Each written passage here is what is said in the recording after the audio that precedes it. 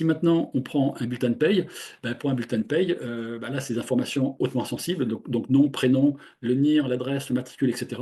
Ça sera vraiment pseudonymisé. Et donc, derrière ça, on pourra passer à un bulletin qui va ressembler à ça. Voilà, les datas, elles pourraient être remplacées par ce genre de données qui seront quelque part dans un dictionnaire pour refaire la correspondance dans l'autre sens au retour.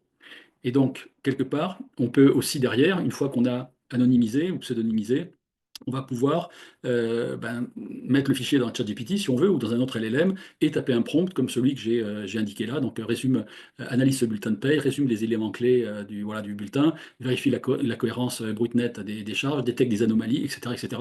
Donc tout ça, une fois que c'est OK, on peut se faire plaisir, y compris dans le ChatGPT qui va partir sur la toile. Voilà. Pour un contrat de travail, ben, ça peut être ça. Donc là, on a aussi un certain nombre de champs qu'il faut anonymiser, hein. Des champs sur l'identité du salarié, ses coordonnées, son numéro de sécu, l'identité de l'employeur, etc., etc. Et donc à chaque fois, il y a un certain nombre de champs qu'il faut travailler.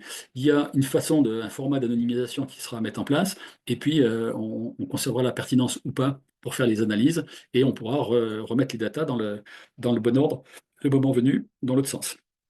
Voilà, analyse possible, ben, on peut faire des tas d'analyses. Alors là, j'ai donné beaucoup plus d'exemples sur ce type sur un contrat de travail, parce que c'est quand même un document qui est très riche, hein. Et donc là, on peut faire des analyses juridiques sur des datas un peu structurées, sur du pilotage RH, voilà, on peut faire énormément de choses. Voilà, ça, c'est sur un document. Il y a au moins une quinzaine de choses qui sont possibles en fonction des datas qui sont présentes dans le document. Donc ça donne beaucoup d'informations. Alors, j'ai pas repris les 10 parce que on pourra faire pareil, on pourrait faire pareil sur tous les autres documents, hein, voir ce qu'on peut faire, jusqu'où on peut aller, on peut creuser beaucoup, etc. Là déjà, ça vous donne un certain nombre d'idées. La CNIL a fabriqué des fiches pratiques qui ont été reprises par un cabinet d'avocats, hein, qui est le cabinet Hashtag, entre autres, et un autre cabinet, je crois qu'il s'appelle Pinacle.